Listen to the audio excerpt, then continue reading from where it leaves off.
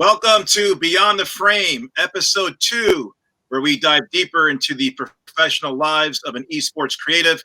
I'm your host, Mario Prosperino, co-founder of ESPAT, and today we talk about videography, storytelling, and we have two of the best in the business. We have Johannes Lehner out in Austria, that's me, and Sean Doe back in the Big D in Dallas, Texas. How's it going, guys? Is it going well? Yeah, I'm doing good. Thank you. First off the bat, how did you guys meet? How do you know each other? Was it through social? Did you meet at an event? I think we met through social. Then we first time met at Esports Did we? Awards last. No, for sure. Or- we met at E-League. Or E-League E-League Atlanta 2019. Yeah. I was filming Big, he was filming Complexity, and then I was like, this guy does the same as I do. So I was like, hey man, how you doing? And then we kind of saw each other in different events. Or like then I think messaged each other a few times on socials, and then maybe the next time was even the awards. I think so. I think so. Yeah. Because Big and Complexity had like two different events going on simultaneously. I mean, we never got to see each other. Yeah, that's true. Yeah. So which team was ranked higher when you guys ran into each other? Do you remember? I think it's you gotta ask which team was ranked lower. Yeah. Both teams were like in really in a bad shape at that time. I think. Yeah. Right. Yeah. You guys as well. We recently picked up Ricky and Jordan Nunn Gilbert, and we're still trying to figure out what this team was. And I saw you at the major as well in Katowice. Now I remember, in Katowice, I think you were as well. And then both of our teams were 0-2 in the groups. So it was so each team was about to drop out 0-0. Yeah. And then I remember you guys won your match and Big lost. And so, we were worse. Yeah, we beat NRG and we moved on to a group, then at least a semi group. Then they beat us out. Yeah. Yeah, I remember that. But luckily times have changed for both orgs now. Yeah. Good memories. I want to dive into obviously the pandemic, COVID. As professionals, we've all been impacted. ESPAT, of course, Complexity, freelancers, what have you. What have you guys done personally and professionally through this window, this environment that we're dealing with, to better yourselves in life? We just can't, roll over and play dead. We have to improve. We have to get better. I'll start with Johannes first. Like, take me from April to now. Have you picked up any hobbies? Have you just kind of looked at life differently through this pandemic? I've been really busy actually. So I early in 2020, I parted ways with Big. And so I was about to look for new kind of like jobs in esports. At that time, Corona decided to roll around, and I was like, okay, maybe esports will probably not be an option so soon. And then I saw another job opening and just applied as a video editor for THQ Nordic, which is a video game publisher. And it's been a whole new challenge for me now. I've been working for them since May, and I'm basically producing video game trailers right now, which was something completely different, but was a great challenge, and I still really enjoy it. I'm learning a lot of animation stuff. I'm learning a lot about Unreal Engine, which is something I had no clue before. And that's something that I particularly focused on during the beginning of the pandemic as well. Yeah. And on a personal level, have you found yourself in a different state of mind? What have you been doing really to keep your sanity? Because we're all used to being busy, right? We're artists, we're creatives, and we love to be on the ground doing our thing. Has this weighed on you mentally at all? And how have you kind of, gone through that challenge? I was fortunate to have a flatmate when the lockdown here in Austria started. So I had that human connection still, which was super important. Because although, like you said, we are all like, we love to be at events. I also really enjoy being alone. Like I really enjoy it. But during the pandemic, I realized like, Jesus, it's really bad to just be inside in the same room and just be in front of the computer. And I think I'm a super positive person, so I wasn't really feeling depressed or something like that, but it made me appreciate what happened before, like what I had before, a lot more. So whenever I can go to my next eSport event, you better believe it's gonna be all love and happiness. A lot of hugging. Yeah, exactly. I'm a hugger myself, so yeah, for sure. Sean, what about you? I mean, obviously you've been busy. You've been on the road. You just got back from Europe. Try to take me through, before we get through the smoke, take me through, personally and professionally, how you've navigated these waters through the pandemic. Yeah, I think so. So around March, I decided I'm going to stay with the team in Europe. Complexity actually came up to me and they said, you have the decision to either go home or stay with the team. And I ultimately just decided to stay with the team because I saw the way the environment was happening with esports. It's just everyone's losing their jobs or like losing their events. So I made it a personal decision to stay with the team, just to do content with them over the, I guess, past 8 months now. Yeah, COVID really rolled us because we ended up staying in Denmark for 3 months, and that was just another hurdle of itself because hotels decided, slow one by one close down because Denmark had a law or like some bill passed where if you're operating under difficult conditions, you get a bailout if you close down or like close your business for a time period. And so we ended up just hopping hotels, hoping one hotel will just stay open for a long period of time, which we ended up did. It was a great. But personally, like I'm also like I need people to connect with. I had a team with me, but it was very hard get to know them on a personal level. Even though I was seeing them every day, they're just like they're players, they're managers, they're doing their thing. But like doing off time, they're still playing games or being on the computer. I want to like go out and see nature and like go somewhere, just see some greenery other than a office building. Yeah, for sure. Let's start rewinding a couple of years. Johannes, take us through your journey into the industry, the space. What kind of kid were you? Were you into sports, music, video games, and what led you to get into this community? I was very much into video games. So growing up, I have a lot of good memories of all the. Your first console was what? My first console was the Super Nintendo. Yeah, which I then at some point I just put it away, and then years later, my mom told me that she threw it away. And she was just doing like, it's like, you don't use it anymore, so it's no worth. And I'm like, Mom, like, oh no, this is history.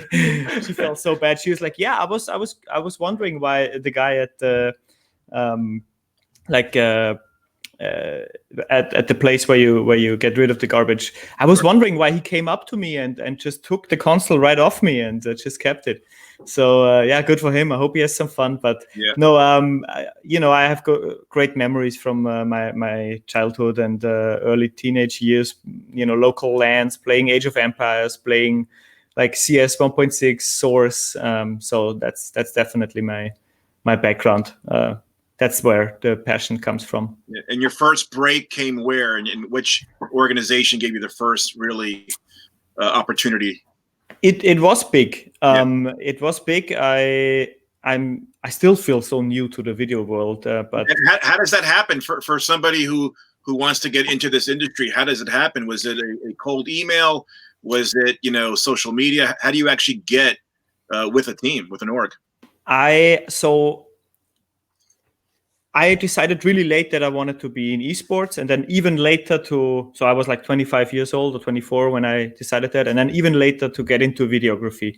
And I knew that when you want to convince somebody that you can do awesome videos, then you have something to show for, right? So what I did was I went to a local Counter-Strike tournament here in Austria and asked them if I could do film their after movie. And I did a 2-part after movie for them for free, and then messaged back then he was the Counter-Strike coach of BIG, and he's Austrian. And I asked him, hey, you mind taking a look at that? And if you like it, promote it on your socials, because he had like 10,000 followers or something like that. So I thought I could boost my views. Sure. And then he really liked it and posted it, and it was all cool.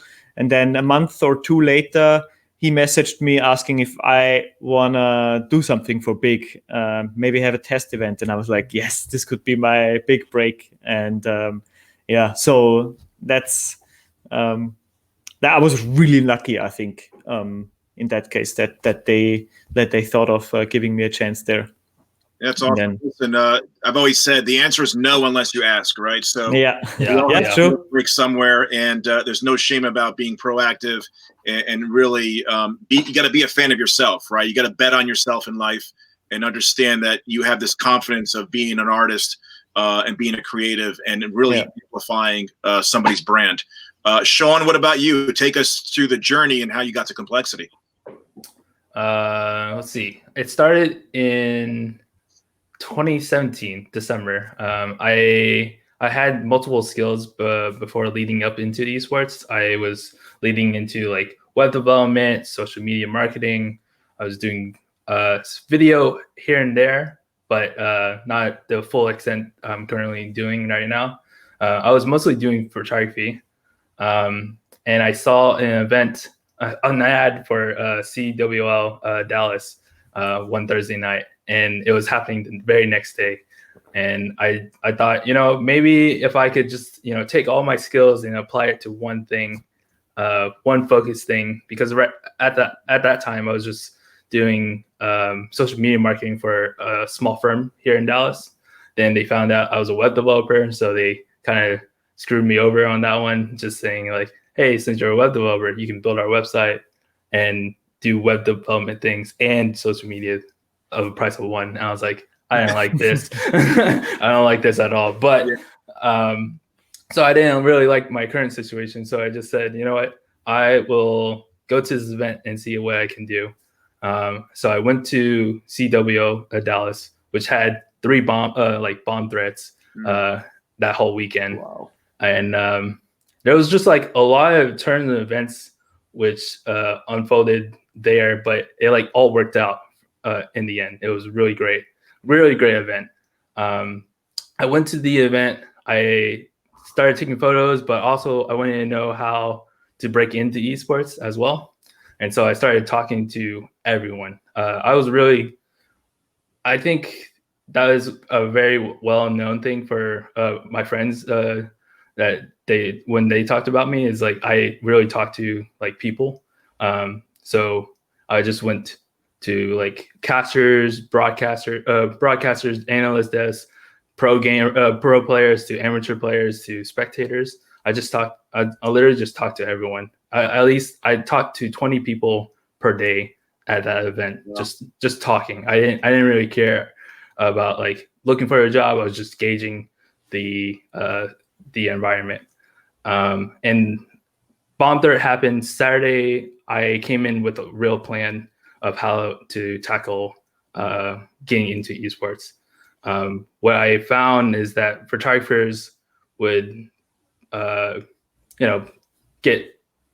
take people's players' photographs and upcharge them for a high price. And I thought, okay, you know what? I'm going to take a photo of these players and actually give and edit the photos on the spot and send it to the player and ask them for a shout out.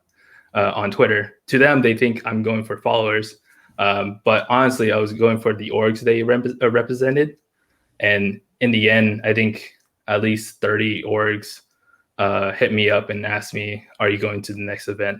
And I said, "Yeah, I've now have a new. I have an idea of how to, like, gauge and charge people after that one event." So I went to New Orleans. That was the next Call of Duty event, and it just kind of snowballed from there. That point on, for Complexity had a video ad, or a videographer ad opening, and I thought to myself, maybe I could apply for it, but I don't have like the esports experience. I don't have like the prestige resume that I've been here for X amount of years. I've only been here for like 2 months. Mm-hmm. But while working in esports at that time, I built up credibility through big names like Mavs Gaming, and at the time, Dignitas CEO was a Rocket League analyst, or he was something doing with Rocket League with NBC, and they both sent recommendations to Jason Lake. And I think at the time, the content manager for Complexity also gave his recommendation for me to come join. Yeah, let's stay with you, Sean, for a second. So your sister company, the Dallas Cowboys, for those overseas, is the biggest football brand in America. I, as a kid growing up in the 80s, grew up to America's team. It's not my football team, but it is, quote unquote, America's team. What's it like being in the facility, being on campus with the most recognizable National Football League team? What is your facility like? I mean, obviously I've never been there, but it's well renowned. What's it like being associated and being basically at the hip of the Dallas Cowboys? It's a beautiful campus, honestly. Across the street is the Omni Hotel. The Baylor Scott and White is to the right of it, and the Dallas headquarters is to the left of it. I think there is a public area where people can come play football, just toss the ball around. There's a mid-sized field of a football field out there. The Cowboys facility is really amazing. If you get the chance to like take a tour of it, even the public tour is like really great. You actually see maybe like 65% of the actual facility in the public tour. Everything else is just like offices and the workout stations. But everything out there is really great. Do you foresee any collaborations down the road, or have you guys collaborated with the football players at all? Yeah. Sometimes it's funny. Sometimes the football players will come. It's not soccer. It's football. Well, oh no, Johannes has been. I was there. I visited Complexity offices before the awards. Yeah, it was. Yeah. It's everything is so big over there in the US in general, but man, oh man. Yeah, that's the one team where they would always send the Cowboys overseas, make sure they play in London, make sure they play in Germany. It's just a huge brand. It's amazing to see them, literally in the esports space. And I've been watching very closely. Yeah. Johannes, talk to me more about Counter-Strike as a title. What is it about Counter-Strike that really gets you going, compared to other games?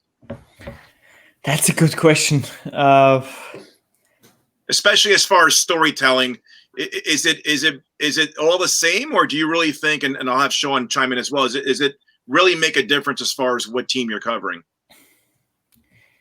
I think what's awesome in Counter-Strike is that it's like so obvious who's in the lead right now. So if it's 13-11 for one team, then you just know like they're in the lead, right? Whereas when you look at Dota or League, it's maybe not. I mean, there are the kills and stuff, but they don't tell the whole story, as far as I know. I don't play MOBAs, but that's my understanding of it. So I think in that way, it's quite good for intense kind of like storytelling and action-packed content.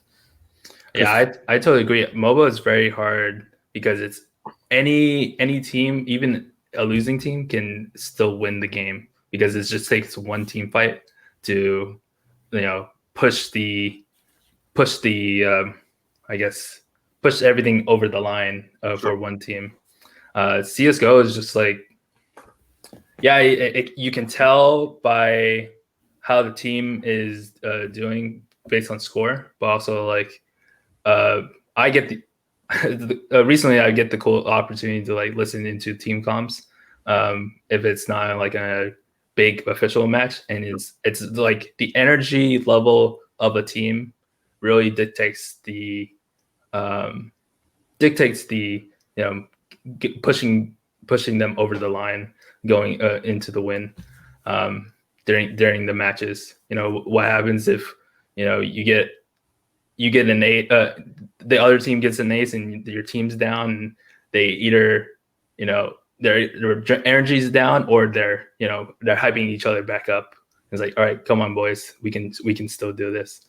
Gotcha. And I think it's at the simplicity of it. I mean, if somebody lands a nice 3 or 4K, everybody knows what just happened, and it just looks awesome, right? But in other games, you sometimes have to have a deeper understanding of it to really know the brilliance that just unfolded, right? So that's what I think is really awesome in Counter-Strike as well.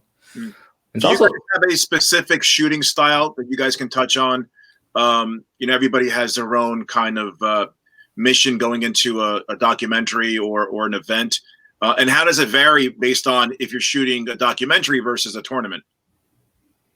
So for me, what I learned was that I can never have enough win round reactions, I called them. Like whenever they like win the round, that's the one shot that I need, because it's like the positive kind of like release of emotions, right? And then I mean, losing rounds is also important for storytelling, right? But then I felt that the climax is always the one match that they win, if they win one, or at least they put up a good fight. So that was like super important. Some other things I realized was, especially nowadays where tournament organizers are very strict with access to the players while they play, I always use the time before, like when they warm up, you can mostly still get behind the tables and stuff.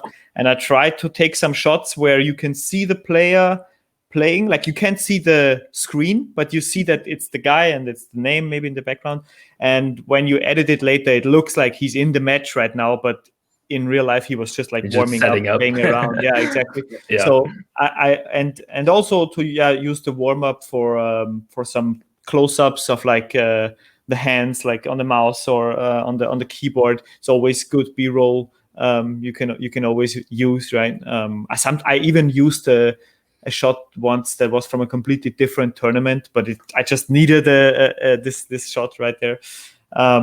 And in general, I would say my shooting style, like just any tournament or whenever I was with the big team, was to have a very good rapport with everybody, be very friendly with them, and then be very low key, kind of always be present and have them be very comfortable, because that's when they show their real selves, and that's what I think is what people want to see. It's like they don't, not only the great pictures when they are in victory or whatever, but also how they are as a person and how they react behind closed doors, basically. And that's what I always enjoyed the most, just being there, ready to shoot any moment. And then I realized, okay, there's some nice interaction going on right now while I'm doing some stuff on my laptop.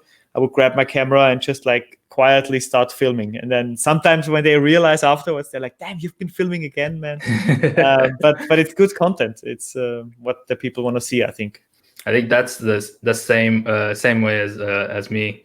My players, they say that's a Sean's Deluxe or Sean's Special. Sean's either filming while everyone's talking, and it's just really it's really great for those moments. Yeah, I think a great rapport of like being friendly with the guys, keeping up with them,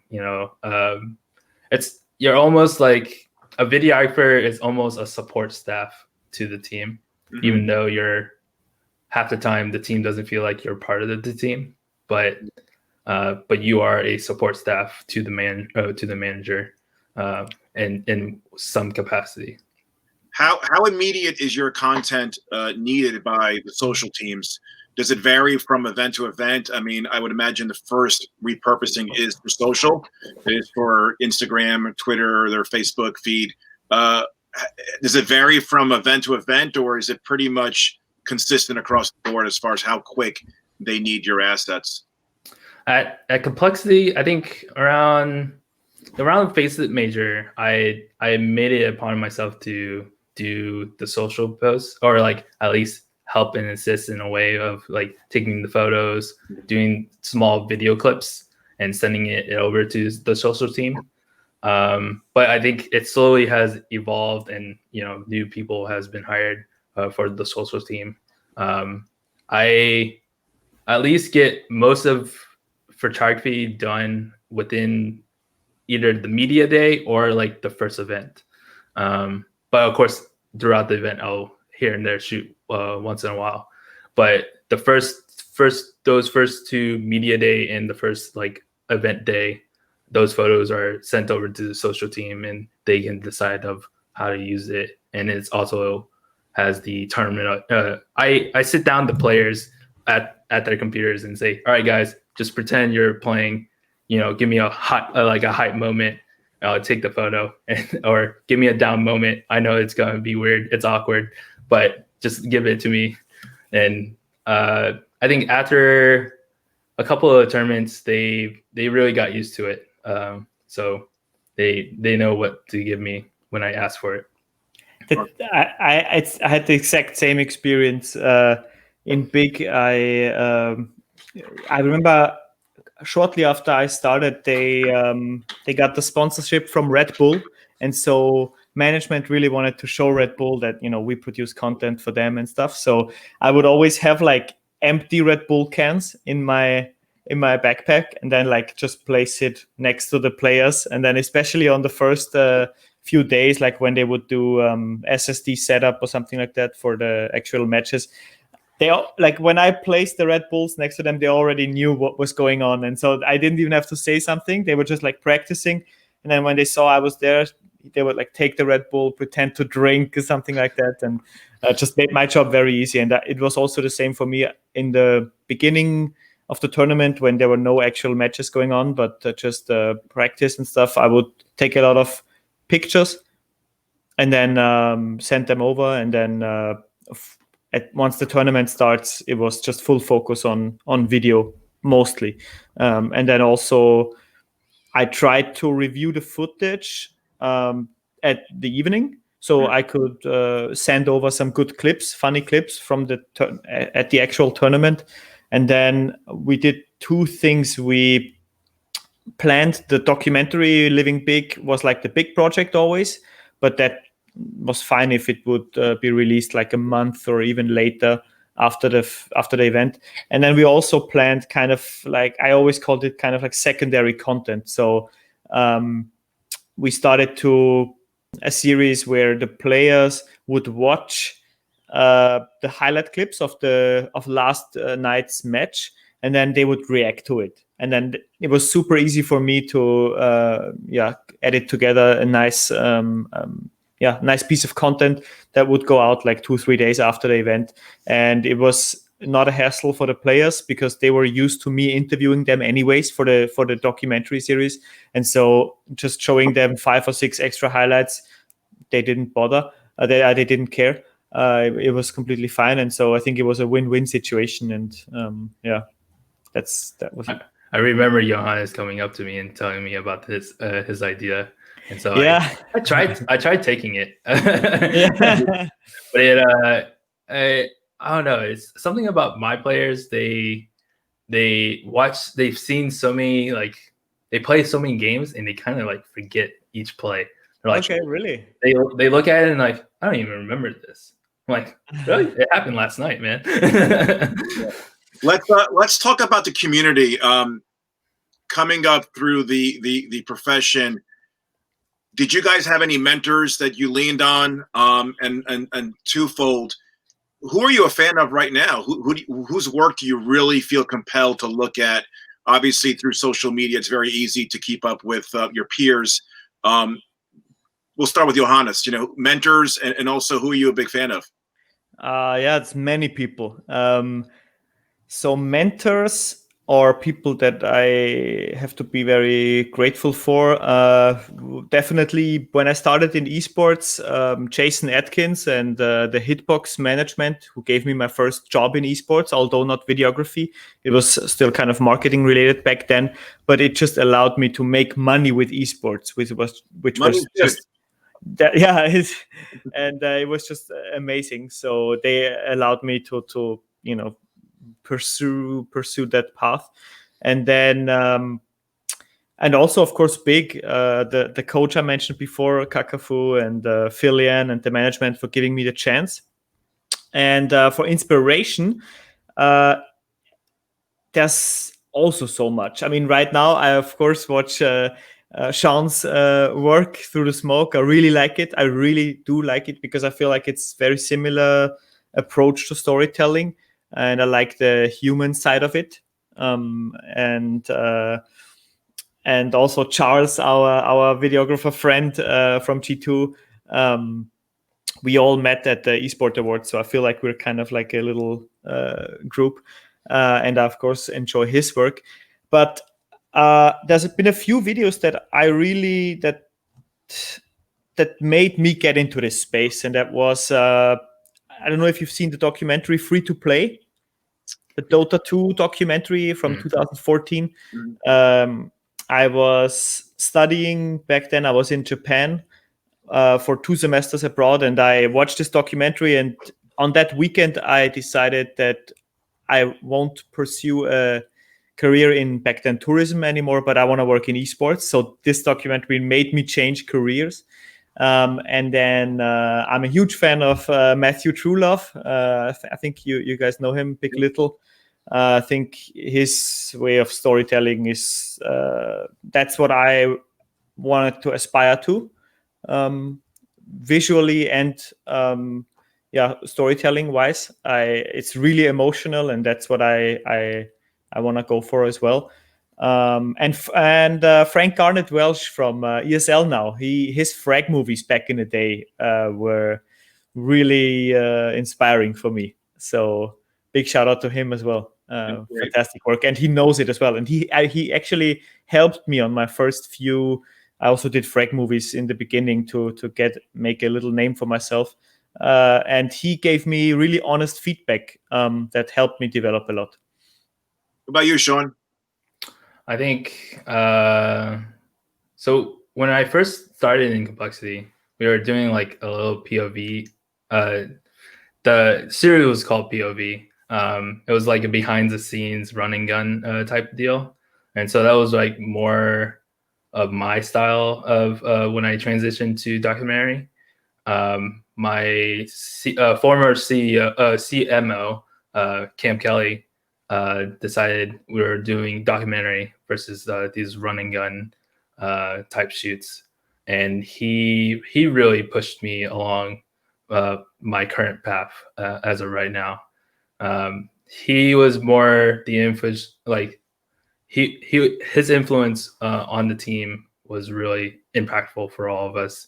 It really changed how Complexity's content team, or how content is run in Complexity. And I really owe him so much for my career current. Looking at people I look up to, my production manager, he's really he's a really good storyteller in a way of like photography and fashion photography, and also video. And so I've really been looking up to him, and he's been a really good like teacher and mentor. He actually every time I produce through smoke, he's always like giving me nitpicks of different shots. It's like, you should have done, your horizon's a little off by not by this way, but more a vertical sense. So I'm always, every time I'm on a shoot or like an interview, I'm like always looking for it now. But I think those two people have been the most influential as of current, as growth and outward and inspiration. I think like I've looked at Johannes past work in living big, and I was like, man, even the E-League tournament, I was stunned by where Johannes like filmed the interviews, where I also filmed the interviews, but his timing of that location was even more perfect because it was like it seemed quiet, because where I shot at the same location, I remembered this and I was like, man, why the heck Johannes? One, his lighting's good. Two, it's thank you, man. I appreciate the sound was quiet, like as if the lobby was quiet. Yeah. Because for me, when I shot it, I was trying to look like everywhere to find a particular shot. Sat them down at this like lobby area, and downstairs it was like there's a party going on, or like upstairs it was the bar area was having a party for some reason that particular night. So it was when looking back at Johannes' work, I was like, man, what great timing Johannes got. Actually, I remember it was difficult though at that hotel to find a good spot, and I also tweaked a lot. I remember that actually at the actual audio. Let's talk about Through the Smoke, Sean. Complexity Esports Awards is up for Content Team of the Year, and you guys, Through the Smoke, are up for Content Series of the Year. Tell us how that originated. How much of an influence did you have on the genesis of the actual documentary, the series? And also, do you have a specific favorite episode throughout the series from season 1 and 2? So yeah, Cam Kelly, what I just mentioned before, he was the one who decided we're doing more documentaries style for CSGO. No more of this behind the scenes running gun, because one, we were running out of things to do and didn't know what to do with ourselves. And so he was like, all right, you're doing a documentary, you're deciding how to do it, here you go. And it was given to me, and we looked at many like other documentaries like Vision from Optic. I remember we had a mood board, and we just like cut out some scenes and we're like, all right, this seems like the way the style of shooting we're going to do. And when we got to the first event, I was just like, I was not used to it like shooting that way, so it was like a slow burn, or like a slow learning curve getting into it. More of a marathon, right? So like the urgency may not be there because there's always a next episode, right? Yeah. But I felt urgency of like trying to get as many shots as much as possible during the event. I remember the first season I would work. There's the Katowice episode. I would work 19 hours. Wow. Days. I woke up. Actually, I even like didn't sleep on the plane. As soon as I landed, I re-energized as soon as I got out of the plane, and I started shooting like B-roll from the city for like 3 hours, then going into media day, SSD, then around like midnight, which is like 6 p.m. In Dallas time, or 7 p.m. Dallas time. I was still like energized looking at the footage and hoping what I can get from it. Then eventually falling asleep. I think my favorite episode is actually from this season. It's Blasmir. This new roster. We just shook up the roster. We only have one person, or maybe two people from the previous roster, the coach and Obo, and we made this new team. Jason made his famous tweet. We're building a tier 1 org. We're calling it the Juggernaut. So let's build a Juggernaut. And so he assembles this team, and everyone's like, joking around with this team, like, because it's a bunch of like basically nobodies, in a sense. And they ended up winning against Astralis, at the time #1 team in the world. Then Vitality. Then we fell short to Navi, but it was still a great turnaround because it was a group of death at that Blast event, and just having the winning moment of getting up to be up on stage. I actually went past the broadcaster. I just like, you know what? I wanted this winning moment. I'm going to get up there. I know it's not professional, but I just need it. You got to do it for sure. Yeah, for sure.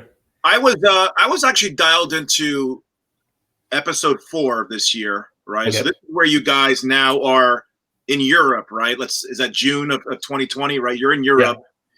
You get this phone call from Kyle, right? Kyle's your double-O, I want to say, right? Yeah. And it's almost like all hands on deck. This is what we're up against, right? We may not be able to get back into the U.S. for 2 to 3 months. So now you're asked to document COVID, how it's impacting a team in real time. Mm-hmm. What do you recall about that episode? Oh man, I think those 2 like back-to-back episodes were very emotional for me. Just the way and the nature of how we were shooting it, and like the days would go on, and we're doing the same thing every day. We're waking up, going in the car together, all 4 of us, like carpooling to this office, and we're just staying there for like 12 hours and going back, and it's like going back and forth. There's a scene in I think episode 3 or 4. I think it's 3 because we're in Denmark. There's a scene where it's just like going back and forth, back and forth. There's a sequence of like, the coffee is making, joining TeamSpeak, going back to the hotel and repeat, rinse and repeat. It was basically that for like 2 months. And that was just a hurdle on my personal sense, and just like everyone else. The crazy thing about that, also that story is Josh was our assistant GM. He came with us on that trip because Matt Warren, our previous manager, stayed back in America because he was sick at the time. But he was going to come later. But Josh was told only he will be there for 6 days, and it ended up being 4 months. And so I hope he had a change of clothes. Did he pack light, or did he have enough wardrobe? He packed light, actually. It was really funny. We're just joking around with him like for the 3 months. It's like, man, you're only supposed to be here for 6 days, and now you're here. Yeah. Well, listen, kudos to you guys as an organization to really invest in this documentary, right? It's a heavy lift, but I think really this is what's needed in esports is the human element of players. Everybody has a background story that we should know about, but this was really special for us because we literally got to see what was going on in real time as far as how to navigate COVID. How do we compete? How do we train? How do we stay together as an organization? That people have families they want to see. It was really, really, really compelling stuff. So we wish you the best of luck with that nomination for you personally, and also the organization. Johannes, you were nominated last year as the videographer of the year. So you are an established talent in our space. Give us an idea as far as any advice that you would want to pass on to the next crop of videographers that may look into getting involved. I would. So if somebody's thinking about getting into esports and learning the kind of creative field or learning the tricks of the trade of videography or something like that, I would just definitely recommend it. If you are young, really do it, because if you have the passion for it, so if you get into filming, right, and editing and stuff, you will fail, like for sure. That's part of the process to grow. And I think it would be a wrong decision to take maybe like an established road and just do what everybody's doing, and just try to learn it that way, when you can also pursue something that you are really passionate about. Because if you will fail, you might as well fail at something that you really enjoy doing. Because once you get to the rewards, it's way more rewarding to create something that you ultimately will be proud of and love to share. And then also, once you reach people that are like have the like-minded interest and interest in esports in that case, and you can see, like, from, at least I would always like read the comments and stuff like that from the videos I did, and you can see that you really moved them with your way of telling stories. That's the most rewarding feeling for me personally, and I think for a lot of storytellers in that sense. And so I as far as tips, what I would say, so like I said before, I would totally recommend getting involved with local smaller organizers that probably won't have the budget for a professional video team, photography team, or whatever. But what they will have is a community, right? And somebody who will watch your stuff. So it's a great place where you will get a lot of access. That they will get you all the players' interviews and stuff like that. And they have a fan base and they will watch your stuff. And then once you have your first portfolio project, I would send it out to everybody that you admire. I didn't do that as much as I should have, but send your work to other people in the space that you admire and ask them for feedback, because you don't take away their time. Like, nobody's that busy, and people generally like to help. And so let them help you, is what I'm saying, because they will probably take the time and give you feedback, and you will get better. And then they will also be invested in your career, because they will kind of be a part of it. They gave you feedback when you were still a nobody. Maybe 2-3 years down the line, they watch your work and watch your skills grow. Then maybe you can work together. So yeah. And by you guys helping each other, it's good for the industry, because as we raise the bar as far as what you guys bring to the table for organizations, your brand is your brand, and you guys are worth every nickel and dime that you guys charge, because we are recording history, and we're all in this together, and there's plenty of room for growth. But the idea, the visual history, as I always say, is in great shape. I mean, and you guys are young, hungry, you hustle. So we're in a really good place. What about you, Sean? What's the good, the bad, the ugly? What sort of advice would you give the next crop? Honestly, I think you should not limit yourself to esports as a creative. I think there's more opportunities if you expand your horizon over, music videos, fashion photography, product photography, or filming, the vice versa of filming those creatives. I think as you expand your reach, your knowledge over your creative field, I think you can find yourself more opportunities that way when you go back or decide to switch over to esports. Do you see clients asking if you guys also do stills as well, or is it a good idea to be a hybrid, or do you think it's a better idea just to stick to one format?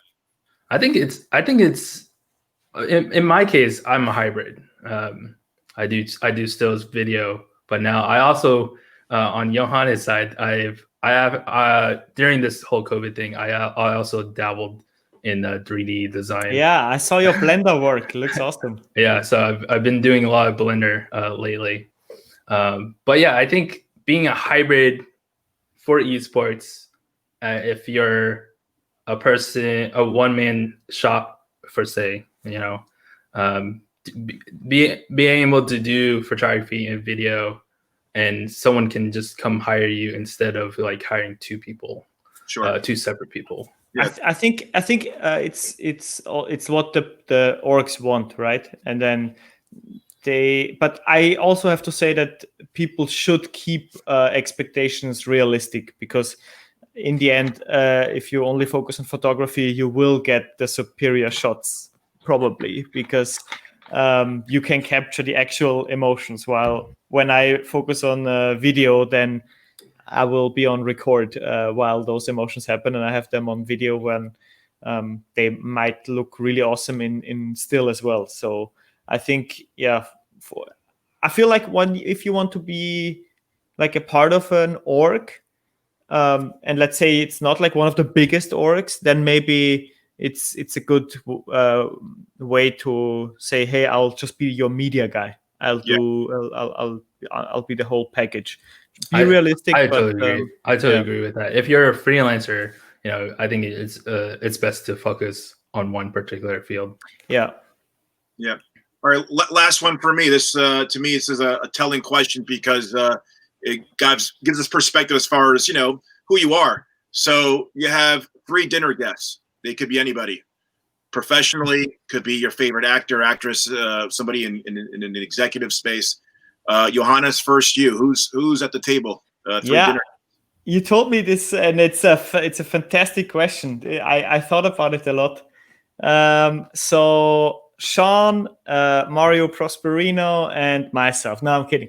But I would love to have that happen as well. Hey, listen, Sean's been working more than we have, so Sean's kidding. No. Okay, so first up, I would invite Matthew McConaughey, my favorite actor. And he seems like such a really chill dude, right? Yeah, and such a man. Like I listened to his speeches, and I just bought his book actually. A little plug here. He just released his autobiography, but I'm fascinated by him, so I would definitely invite him. Then I would invite our current president. I'm a big fan. He got elected, I think, around 2015, 16. And it was at a time where, and I'm not getting into politics, but it was a time when, the whole of Europe was shifting toward populists and a lot of kind of right-wing ideology. And it seemed like a shift to that. And then all of a sudden in Austria, elections happened, and we had this got this really amazing president elected who countered kind of this stance. And I remember he gave a really great speech in front of the European Parliament at that time, and it was a time when I felt really, really happy to be a part of this country and to be represented from a person like that. And I'm still a big fan. Whenever something happens, like now last night, the terror attack here in Vienna, you can always count on a well-nuanced and balanced statement from him. So I would love to talk to him one day. Yeah. And I would invite my grandma, because I see her very few times these days, and she's getting older, so every dinner counts. And so I wanna invite her too. Yeah. And for those who never saw the movie The Wolf of Wall Street, Matthew McConaughey doesn't have a big part, but he's the opening scene. And fantastic. Yeah, he's exactly. Great. Actually, I watch him on YouTube. He's done some really cool commencement speeches at universities as well. Got him there. Oh, there you go. Yeah, awesome. And then he's the biggest University of Texas fan, football, which is on, and he's a grad, and he's on the sideline. So yeah, great choice. I always love his work. What about you, Sean? The 3 dinner guests also stumped me last night. I was just thinking about it, and honestly, I only have 2, but the third one is Johannes and Charles as a dual combo, because we do need to come back. Yeah, together. we need to absolutely. They were Johannes and Charles are like very close to each other, local. When I was in Europe, but lockdowns and issues and whatnot. But I really want to see, meet Casey Neistat when he was like, when he was really popping off. And I know he has a family and is now living in California, but I really want to, have a dinner with him, just to talk video. I know his way of it's simplicity to video editing, but it still drives a story. I really such a good choice. I really want to like get to know what's in his head. This one's a little off from of any creative. It's just Elon Musk. I just finished reading the autobiography of Elon Musk, I think Tesla, SpaceX, and the quest of fantastic future. I just want to, understand his head of artificial intelligence. I come from a computer science background, and all computer science is a really what fascinates me. Second to the most to video. That's awesome. And one day we'll record these dinner guests somewhere at a restaurant, hopefully, or in your house. So yeah. If I could add one more person, it would be Sean's dad. I still have his business card from the Esports Awards, because we had some wine together and a good time. And he said, when I'm back in the US, we should drink wine again, which I look very much forward to when I'm back in Dallas. We'll get there soon enough. Fingers crossed. And I really appreciate you guys coming on. I hope you enjoyed this. We'll do it again.